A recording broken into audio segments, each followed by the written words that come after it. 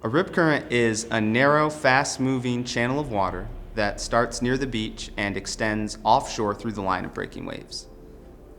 If you do get caught in a rip current, the best thing you can do is stay calm. It's not going to pull you underwater, it's just going to pull you away from shore. Call and wave for help. You want to float, and you don't want to swim back to shore against the rip current because it'll just tire you out. You want to swim out of the rip, parallel to shore along the beach, and then follow breaking waves back to shore at an angle. When you first get to the beach, the best thing you can do is swim near a lifeguard. And then if you have questions about if the conditions are hazardous or not, ask a lifeguard.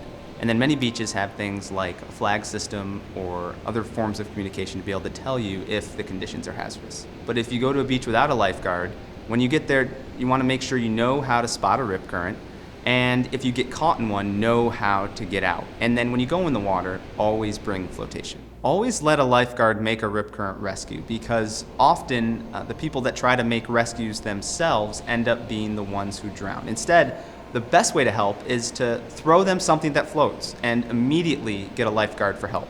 Spotting a rip current can be difficult and it really needs some practice, but when you go to the beach, start off by staying back from the water. Rip currents are easier to see at an elevated position like a dune line or a beach access, and then look for places where waves aren't breaking, so flat spots in the line of breaking waves.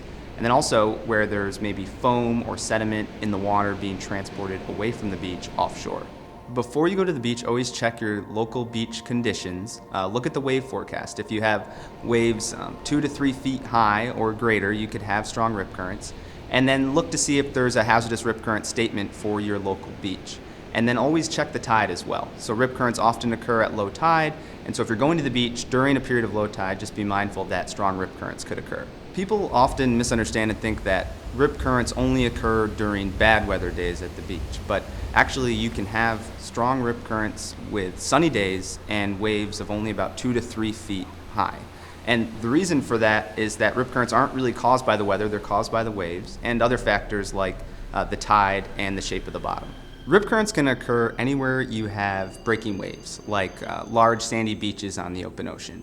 But they can also occur where you have hard structures like jetties or piers or even rocks jetting out into the ocean. In terms of the tide, usually rip currents are going to occur more at low tide when you have waves breaking over the sandbar near shore, and that's the third part, the sandbar. So usually you're going to have strong rip currents where you have a significant sandbar near shore with a channel in it.